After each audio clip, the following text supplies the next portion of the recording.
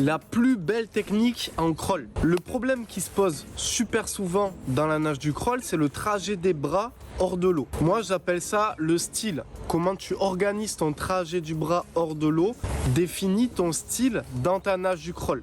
Est-ce que tu as plutôt un style relâché ou est-ce que tu as plutôt un style rapide, un petit peu bourrin? Attention, pour le travail des bras hors de l'eau, il existe une fausse solution et je suis sûr que vous avez tous déjà fait cet exercice.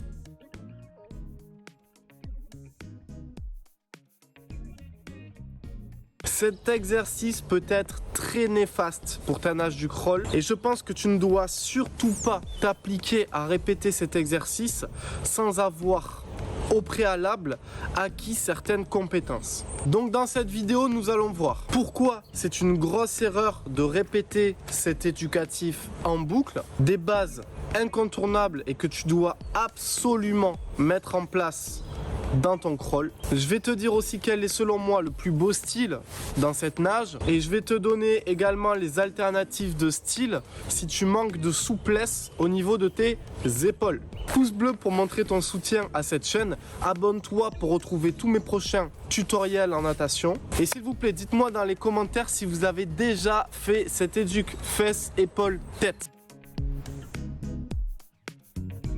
Pourquoi c'est une terrible erreur de commencer par cet éducatif, fesses, épaules, tête, transfert?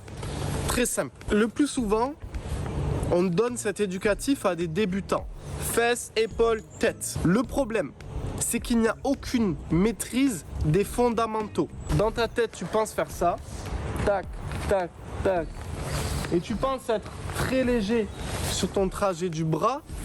En réalité, tu es en train de toucher ta fesse, ton épaule, ta tête en passant les bras comme ça pliés très proche de la surface. Du coup, tu vas avoir tendance à rentrer tes mains à l'intérieur et à ne pas aller chercher loin devant. Donc tu es déjà en train de mettre un défaut, le fait de croiser. Et très souvent quand je demande aux personnes qui ont cette habitude de croiser, par quel apprentissage ils sont passés, dans le mille, fesses, épaules, tête, mal exécuté.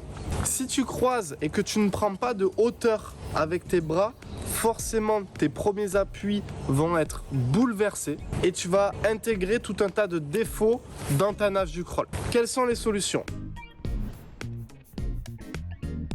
Deuxième partie, les bases, les fondamentaux que tu dois absolument connaître avant de peaufiner ton style dans la nage du crawl.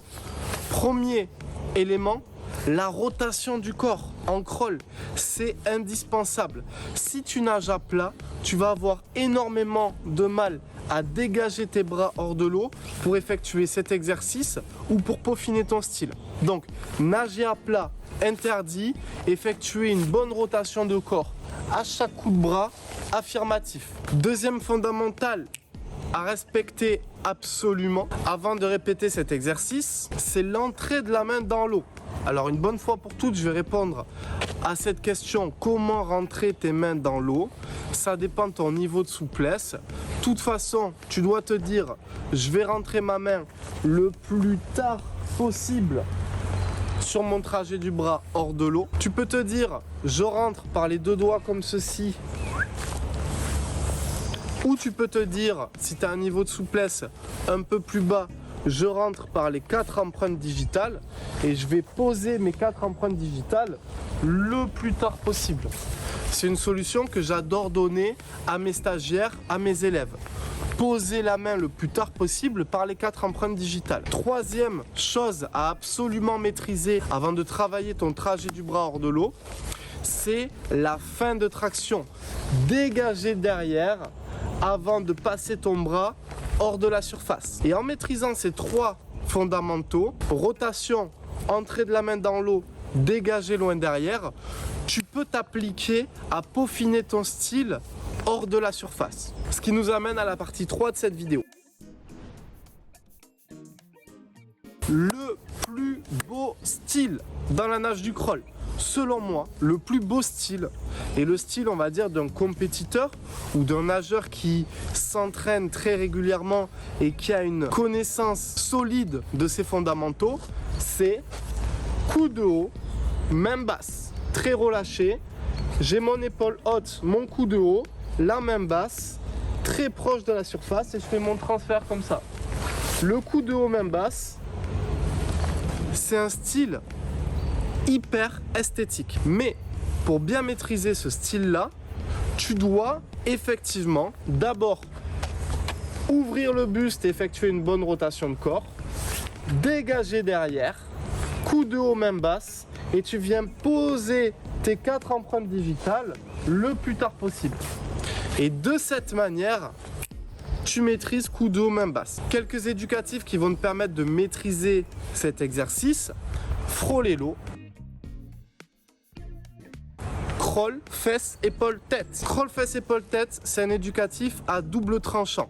Si tu ne maîtrises pas les fondamentaux, tu vas intégrer plein de défauts comme le fait de croiser et d'avoir des mauvais appuis. Si tu maîtrises les fondamentaux, tu pourras peaufiner ton style dans la nage du crawl. Ce style demande un certain niveau de pratique, la maîtrise des fondamentaux, mais aussi un certain niveau de souplesse avec tes épaules et ton buste. Donc je vais te donner 2 alternatives de style que tu peux également mettre en place dans ta nage du crawl, qui ne vont pas du tout dégrader ta nage, ton efficacité, ton rythme ou ta puissance, et qui sont très intéressants à appliquer. C'est parti, 4e partie.